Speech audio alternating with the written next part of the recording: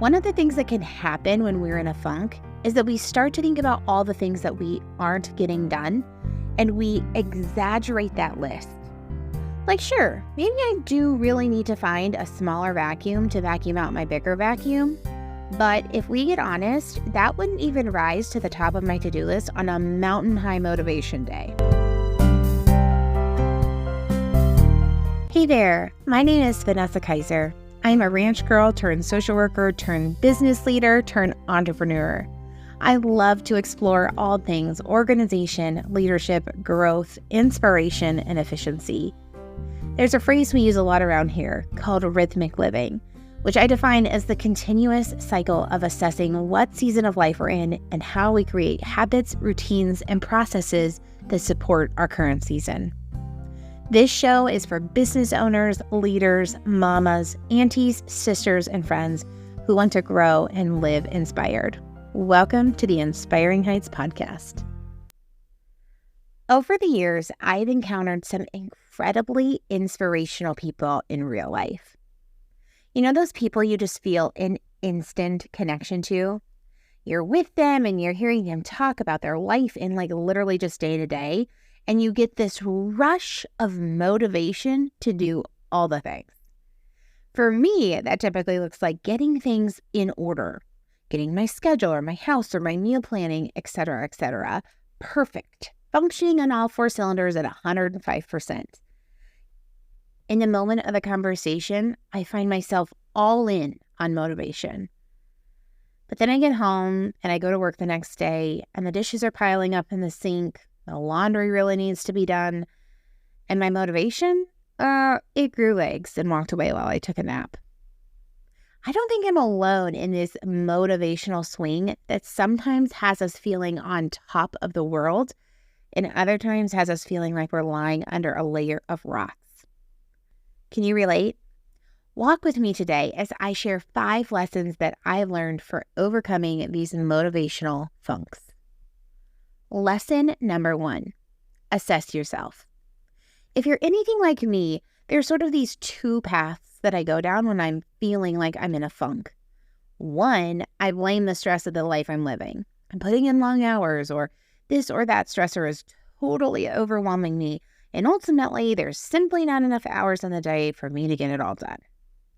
Or the second, and arguably the worst path I go down, is this shame spiral of just how lazy I really am.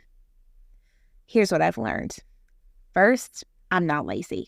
And second, sometimes the funk is due to the fullness of life, but not always. Assessing can help us get to the real root of the issue instead of this surface level, sort of easy to access excuse or story that we tell ourselves. When we do an assessment, we are looking at things like our physical health, our mental health, our schedules, our sleep, our rest rhythms, and our relationships. We are looking both for gaping holes and small cracks. Is something amiss or out of alignment or just full on broke? All of these buckets make up large portions of our life.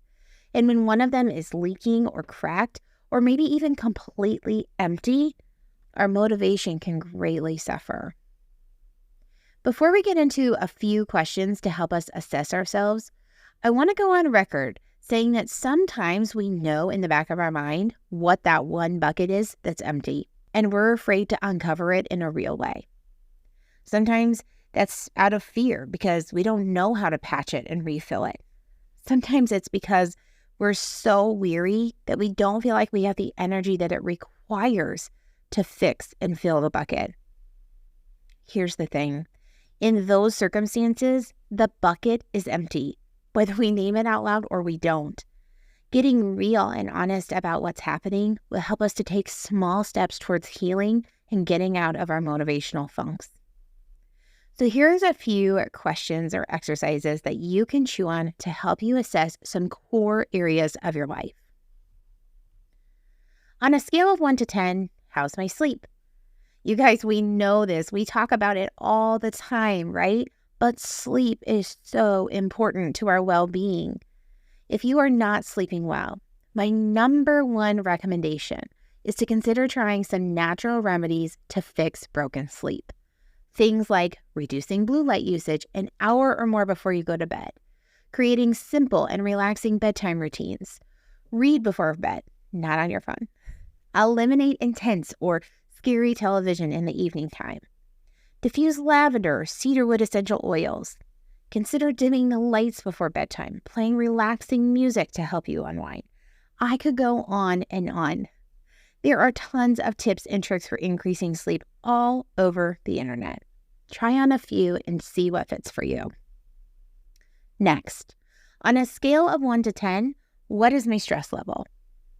If you find the answer to be above what is normal for you, take a few minutes to dig a little deeper. Maybe pull out a journal and just start processing where the stress is coming from and how or when it's going to be resolved.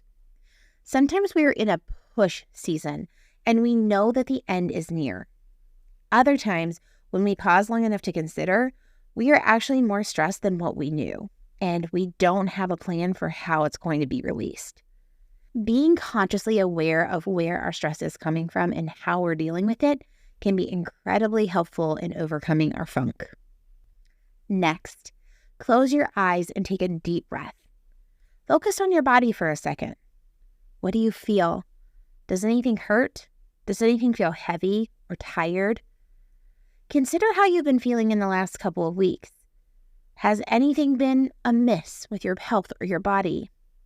And if so, do you have some remedies that you know that work for you?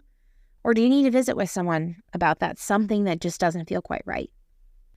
Sometimes when we find ourselves in a funk, it's actually because our body is not physically well. It's good to do a little check-in and be honest and aware of how we are physically feeling. Next, are there any relationships that feel tense or broken right now? If so, consider what making amends looked like. If given the circumstances, reconciliation isn't possible or safe, consider how you've been able to process the loss of the relationship. Sometimes all we need is a good long chat with a trusted friend. Other times, we need the help of a professional counselor to walk it through with us. Whatever you need, don't be ashamed or afraid to ask for help. One last exercise. Close your eyes again and check in with yourself about how you're doing emotionally. Think of a quick list of ways that you would describe how you've been feeling lately. Is your list coming up with things like anxious, stressed, lonely, sad, angry, edgy, etc.? Do a deeper dive. Pinpoint some of those specific emotions and think or jot down any reasons that you can identify as to why you're feeling that way. And then work through it. Do you see how you could overcome some of those feelings? Is there someone you need to talk to? Something you need to start or stop doing? A hard conversation you need to have? Adding or removing something from your schedule? Again, life isn't always simple and easy like that. If it is hard for you to identify any of your whys behind emotions like these, or if you're struggling to work through it in any way, don't hesitate to seek a counselor's help. Hear me when I say there is absolutely no shame in getting the help that we need. Lesson number 2, name what really matters. After we've completed an assessment and we have hopefully been able to pinpoint where some of the cracks or holes that are causing us to leak motivation are, it's time to get really specific about what matters next. One of the things that can happen when we're in a funk is that we start to think about all the things that we aren't getting done, and we exaggerate that list. Like, sure, maybe I do really need to find a smaller vacuum to vacuum out my bigger vacuum, but if we get honest, that wouldn't even rise to the top of my to-do list on a mountain-high motivation day. I don't know why our brains do this, but for some reason they do. So we need to get super honest about what really matters. Sometimes there's multiple things fighting for our equal attention, but in real life, one of them matters way more to us than the other. Here's a few things to think about as you're working to name what really matters. What extras, that finding the smaller vacuum to clean your bigger vacuum thing, are adding up in your brain? Write them down and label the top of that paper. Someday, maybe. and smile and put that list somewhere else, because now it's time to focus on the real stuff. After you've gotten the not necessary stuff out of the way, consider some of the other pressures that you're feeling. Try sorting those things into categories like house cleaning, schedule organization, morning, evening routines, team meetings, etc., etc. As you inspect your buckets, consider which of these would have the most impact in the short term. Then consider which would have the most impact in the long term. Are there any of them that left undone or at minimum unfocused on for the time being would put a project, a relationship, or a person in any sort of jeopardy? If so, circle that. It probably needs to rise to the top. After you've massaged all of that out, decide what matters the most right now. Remember, deciding on that one thing doesn't make all the other things obsolete or unimportant. You'll get to them. Just allow yourself to move forward, focused and level instead of overwhelmed. Speaking of not wanting to be overwhelmed, I bring you to lesson number 3. Identify super small next steps. Let's say that you identify resetting your morning and evening routines as the bucket that really matters the most to you right now. Again, in our brains, we have a tendency to think about all the things that need to happen in order for this to be accomplished. And that overwhelm, for many of us, leaves us in the pit of unmotivation. Knowing that there are super small, tangible, doable, reachable steps that we can conquer will give us a boost of motivation to just take the first step. Let's say that you start by deciding what elements you want in your morning routine. You identify a hygiene routine that includes washing your face, putting on lotion, brushing teeth, putting on makeup, and doing your hair. Let's say right now, you're lucky if you've brushed your teeth before you walk out the door in the morning. Otherwise, the rest of this list is rarely happening. Some super small steps you could take. Set your toothbrush out the night before. Move your face wash that you actually use from the drawer that is littered with all those face creams that promise to keep us from getting wrinkles but don't, into the top drawer or cabinet next to the tools that you'll use each morning. Hang your washcloth for your face in your shower so that it's easy to access and easy to put away after you use it. Watch a few YouTube videos on 3-minute makeup tutorials.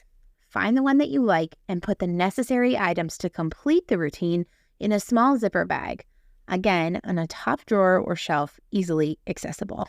Notice how none of these steps included you actually doing the end result of all the things. I didn't say start by brushing your teeth and then move to washing your face and then plug in your curling guard while you're powdering your nose. No, because that's too much when we are feeling down in the motivational pit. We need small wins to keep the motivation train moving forward. When we have the first of these steps down and you feel ready, we can add more small steps to keep getting wins and keep getting closer to the end goal. Lesson number 4, get organized. It is so much easier to make progress when we have some organization to the places we are trying to grow in. In the case of the morning routine, like I said, getting the tools you plan to use each morning and night together and on top is a great place to start. Maybe after that small, simple win, you can begin to clean out all those false promising anti-wrinkle creams, keeping only what you need and use. And after that small win, maybe you can start to rearrange and organize your drawers and shelves in the bathrooms so that they not only meet your needs, but they also feel aesthetically pleasing for you to reach into every day. Physical organization acts as a motivator because, spatially speaking, science tells us that our brains are calmer in an organized space. But the gift of organization doesn't stop there. It extends to our to-do lists and running meetings and follow-ups on tasks and so forth. Whatever the bucket is that you're focusing on, ask yourself, what organization do I need to keep progress moving forward? And don't forget, small step your organization too. Overwhelm plays no role in getting us out of our motivational funk. The 5th and final lesson is to find your inspirer. We talk a lot around here about accountability, but in the case of being in a motivational funk, rather than an accountability partner, finding an inspirer can help give us a boost in morale, mood, and focus. I remember a season of life when I was walking through a cracked relationship. The crack was allowing a whole slew of yucky emotions to seep in. I found myself lacking joy, security in who I was, and motivation. I had found a friend in an older woman. To be clear, she wasn't old, just older than me, who listened to all my woes, met me with a great deal of compassion, wisdom, and inspiration. She made me feel heard and seen and loved. I didn't need an accountability partner in that moment. I needed an inspirer. Friends, we are all going to find ourselves in the valley of motivational funks throughout our lives. When you're in that place, don't beat yourself up. Stop believing the lie that you are just lazy or just too busy. Push past them and deep dive into the truth. Start with bite-sized pieces, name what really matters right this minute, and get yourself an inspirer. You'll make it through, and with so much growth on the other side. You got this, girl. I believe in you.